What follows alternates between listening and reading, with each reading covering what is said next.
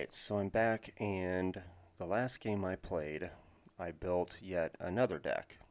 This one is Cloud, Ex-Soldier, and pretty sure it was a Precon, yeah. Um, but it's still pretty decent because it's all about your artifact equipment.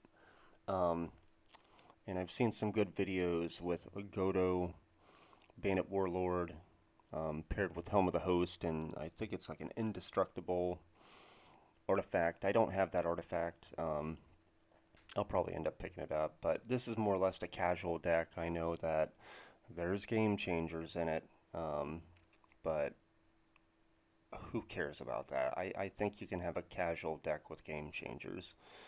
I just don't really agree with the way that the game changers situation is shaping out. It just makes newer players. Um, it I don't know. It reminds me of Reddit or something. That's just bad. New players just complain. It gives them something to complain about. So I just built this the other day, and I can certainly take some stuff out for like things like Teferi's protection and flawless maneuver, I think it is. But this one, I think it looks fun. It looks cool. It's got land tax. It's got Sarah Ascendant. It does have some removal that I really, really like. Hits planeswalkers and creatures. It's got the Colossus Hammer in it, and just about every way to get artifact equipment. Light and Tutor, get your Stone Forge, and the other Cloud. The bulk up, which in this deck I think could be strong.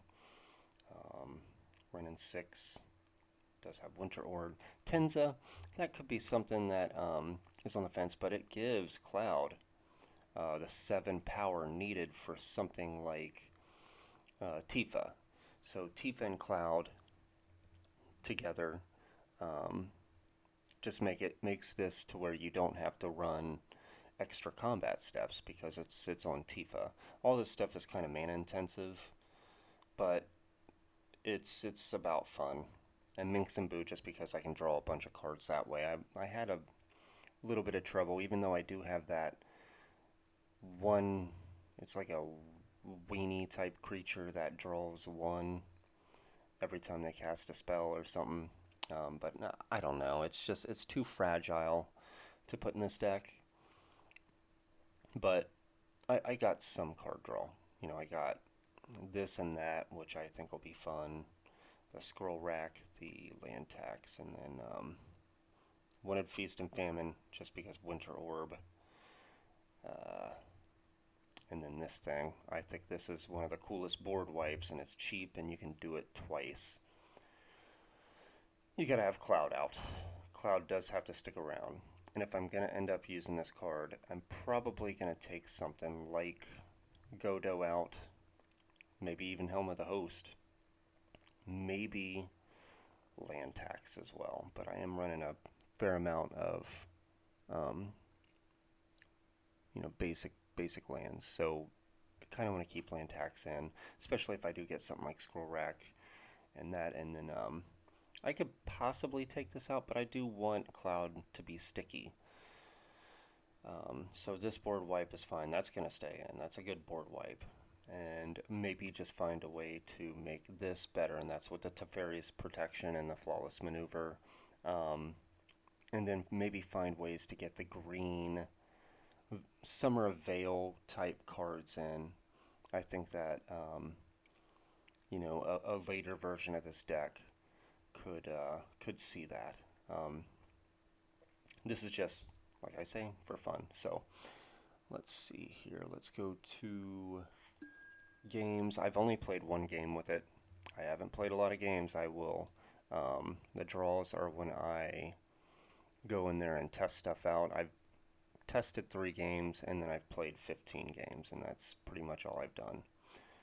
But let's get into this. Replay the game.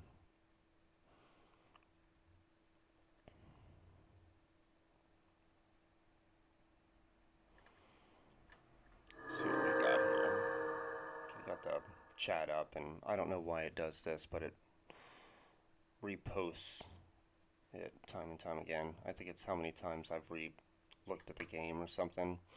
And yeah, he's got, something to say about a game changer. And it doesn't really call it a game changer, but calls a card stupid. And I don't know.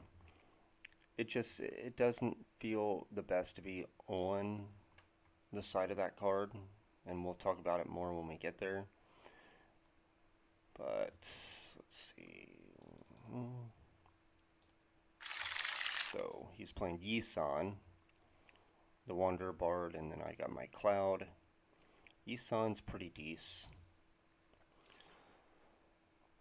Put a verse counter on it, and you can start with your mana dorks and then just keep on putting out creatures until you get something that's just crazy out.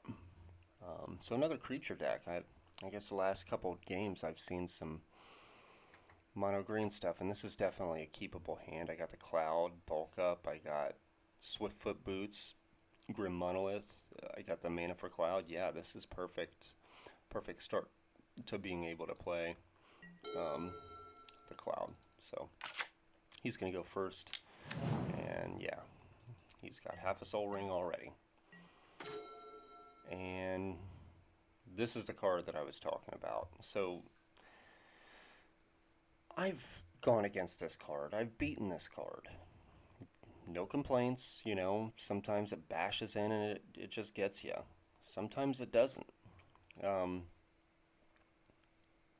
playing against mono green, it's specifics that's going to deal with this. So I kind of can see where he's coming from. But, if you're going to try and complain about something, you're going to have to put target creature fights target creature. But once it has Swiftfoot Boots, yeah, I guess it's just a bad situation. But I don't know. People complain about just about everything. But I draw the Saracen, and I have every intention of playing that right off the bat. So he's going to go, and he's going to bring down his commander. And he continues to play. But I get the Ancient Tomb, and with Swiftfoot, I think that, you want to protect that as quickly as possible. So I'm going to attack in for 6, get my life total back up over 40, 42, 34. Just going to put that verse counter on, and does it put it right on the battlefield? So he can get something like a Rex Sage, get rid of Swiftfoot Boots, and then if he has something that fights, like get a creature that fights a creature. So by no means does he not have, or maybe not him, but his colors have a way of, he's got a way of dealing with this board state. That's why the complaint just doesn't seem worthy to me. So I draw a 1 ring, and I would think I would cast that. Maybe I do a Grim Monolith. Nope. I get a Cloud, and I go ahead and start searching for equipment, and I get the Genji Glove, because what better than having a flying, hasted, hexproof, lifelink 6/6 creature than, giving it, what is this? 2 extra phases, and then you can bulk up the power. Now, I think I made a mistake here, and I did not swing in. But that's my own fault, but I did at least play the Grim Monolith. So I think I got excited, a little bit too excited, and ended up passing. Now, this is something where he can't quite get the Reclamation Sage, but one more turn. And he's still getting stuff that draws cards. But next turn he can probably get a Rex Sage. But then he's dealing with a double strike, so he gets rid of the hasted thing. But this isn't even double strike. It's basically an extra combat step. And then I think he just wanted to show off the fact that he had Ulamog, because he can probably spit mana out like crazy. Annihilator 4, so he does have tools in here to deal with this. So I draw an Armageddon. No intention on playing that yet, even though I think if I did, it would end the game on the spot. But I want to get out the Genji Glove and equip that. I think that that's just wonderful. And next turn getting a bulk up.